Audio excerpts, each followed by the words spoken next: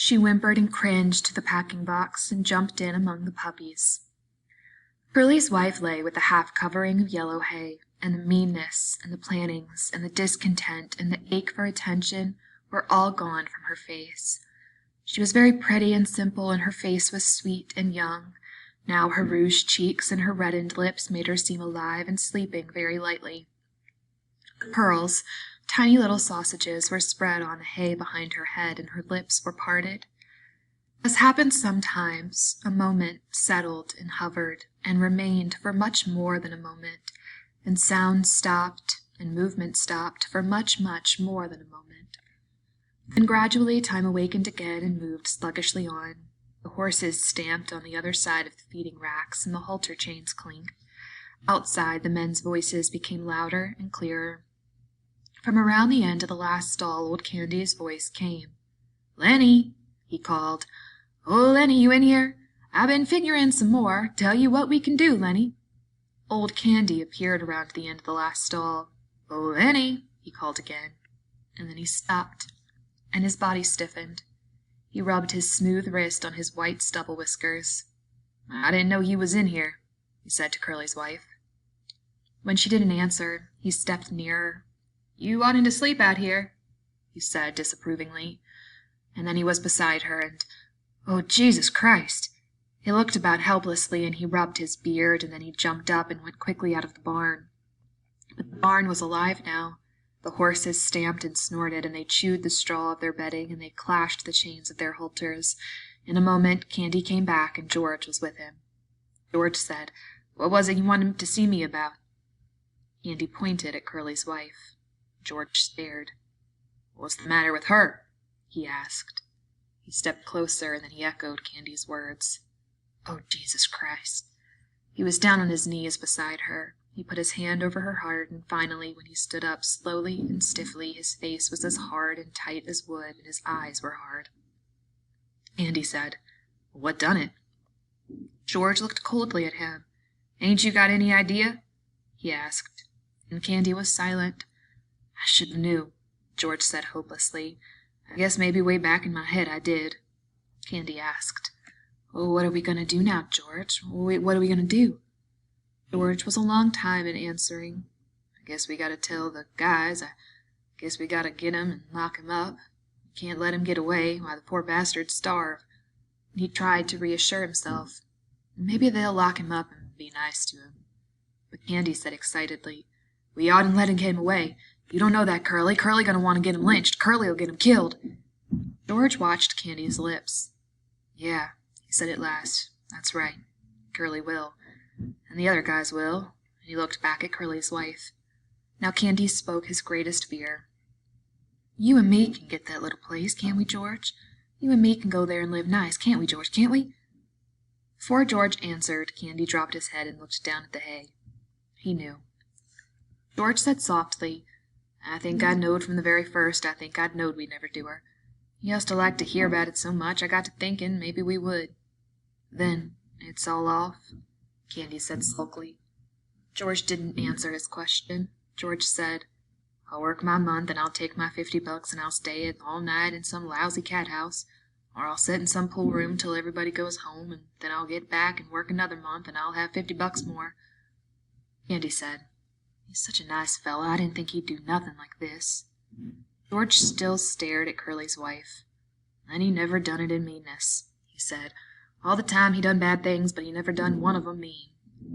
He straightened up and looked back at Candy. "Now listen, we gotta tell the guys. They gotta bring him in, I guess. There ain't no way out. Well, maybe they won't hurt him," he said sharply. "I ain't gonna let 'em hurt Lenny. Now you listen. The guys might think I was in on it. I'm gonna go in the bunkhouse.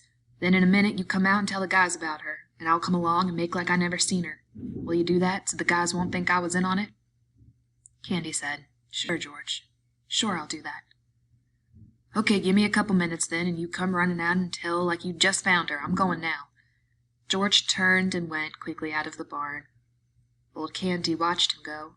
He looked helplessly back at Curly's wife, and gradually his sorrow and his anger grew into words. "You goddamn tramp," he said viciously. You done it, didn't you? Well, I suppose you're glad. Everybody'd know you'd mess things up. You wasn't no good. You ain't no good now, you lousy tart." He sniveled and his voice shook. "I could have hoed in the garden and washed dishes for them guys."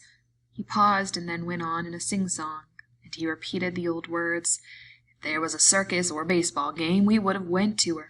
Just said to hell with work and went to her. Never asked nobody to say so, and they'd have been a pig and chickens, and in the winter, the little fat stove and the rain comin', and us just sitting there."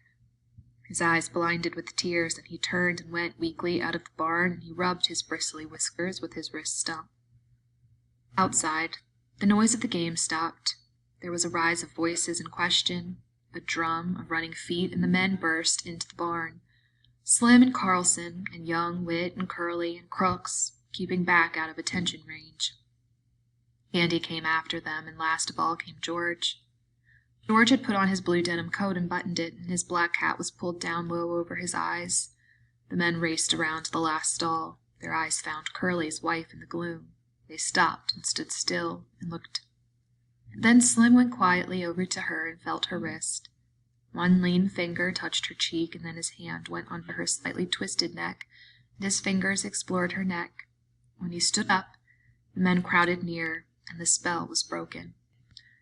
Curly came suddenly to life. "I know who done it," he cried. "That big son of a bitch done it. I know he done it. Why, everybody else was out there playing horseshoes." He worked himself into a fury. "Oh, I'm gonna get him. I'm going for my shotgun. I'll kill the big son of a bitch myself. I'll shoot him in the guts. Come on, you guys." He ran furiously out of the barn. Carlson said, "I'll get my Luger," and he ran too. Slim turned quietly to George. "I guess Lenny done it all right," he said. "Her neck's bust. Lenny could have did that." George didn't answer, but he nodded slowly. His hat was so far down on his forehead that his eyes were covered. Slim went on. "Maybe like that time in Weed he was telling me about." Again, George nodded. Slim sighed. "Well, I guess we gotta get him. Where do you think he might have went?" It seemed to take George some time to free his words. "He would have went south," he said. "We come from north, so he would have went south." "I guess we gotta get him," Slim repeated. George stepped close. "Couldn't we maybe bring him in and they'll lock him up? He's nuts, Slim. He never done this to be mean." Slim nodded. "We might," he said. "If we could keep Curly in, we might, but Curly's going to want to shoot him. Curly's still mad about his hand, and suppose they lock him up and strap him down and put him in a cage. That ain't no good, George." "I know," said George, "I know." Carlson came running in. "Bastard stole my Luger," he shouted. "It ain't in my bag." Curly followed him, and Curly carried a shotgun in his good hand. Curly was cold now. "All right, you guys," he said. "The stable buck's got a shotgun. You take it, Carlson. When you see him, don't give him no chance. Shoot for his guts. That'll double him over." Wit said excitedly, "I ain't got a gun." Curly said, "You go into Soledad and get a cop. Call A1 Wills. He's deputy sheriff. Let's go now." He turned suspiciously on George. "You're coming with us, fella." "Yeah," said George, "I'll come, but listen, Curly, that poor bastard's nuts. Don't shoot him. He didn't know what he was doing." "Don't shoot him," Curly cried. "He's got Carlson's Luger. Of course I'll shoot him." George said weakly, "Maybe Carlson lost his gun." "I seen it this morning," said Carlson. "No, it's been took." Slim stood looking down at Curly's wife. He said, "Curly, maybe you better stay here with your wife." Curly's face reddened. "Oh, I'm going," he said. "I'm going to shoot the guts out of that big bastard myself, even if I only got one hand. I'm going to get him." Slim turned to Candy.